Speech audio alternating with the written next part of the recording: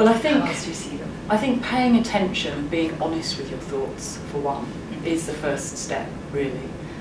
That's a practice, and that needs to be practiced daily and daily, so that it becomes just an unconscious thing that you do anyway, like driving your car. You just get in and drive it, and they're competent.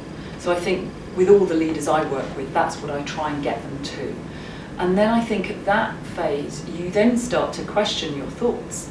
So you think, that's interesting. I'm sort of thinking that that person's lazy in my team. And any thought that is negative, we know is going to create a negative energetic field. So it's not about being rose-tinted glasses. It's just about having a third perspective to yourself, to your own thoughts, like you would have in meditation. You just see the thoughts. But in conscious leadership, I think the next phase is to be able to say, let's just hold that thought. Is that a useful thought? Not is it right or wrong, but is it useful to get the most out of my team, or to get the highest energy in my culture today, or whatever it is you're wanting to do. And if it's not a useful thought, it's not a matter of arguing with my clients to say, well, you're wrong. The way I work is literally to say, well, could you just put that aside? And then just build what I call a new thought box of new thoughts. That would mean that, for example, the person that I might be viewing as lazy, I might say, well, maybe that's true. We'll put that thought over there.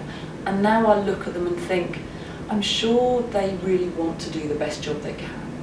And, that's a new thought. And maybe they're not having the best day.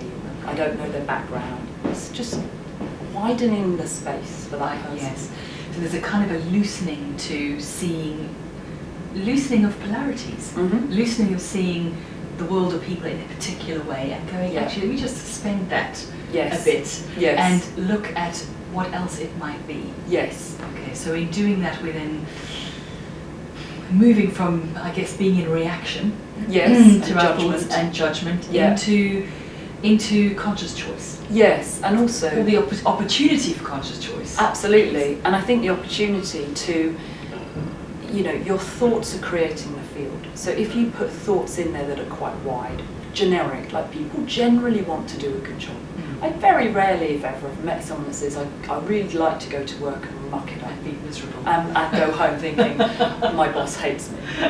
None of us want that. We're all doing the best we can with what we have, which is a great thought to drop into that field. So with that as a base operating belief, you're having a field there that supports people to be the best that they can be. And because I believe that our thoughts are creating our reality, if I get up and think that when I go into work that person's going to be lazy, they're not have done their work, they're this, they're that, then they will become more of that. Yes. Whereas if I widen that out and say, how do I be curious about this person? Maybe they're in the wrong role. Maybe they're even in the wrong culture. But let's get this person to find where they're going to flourish, because I really believe all humans want to flourish.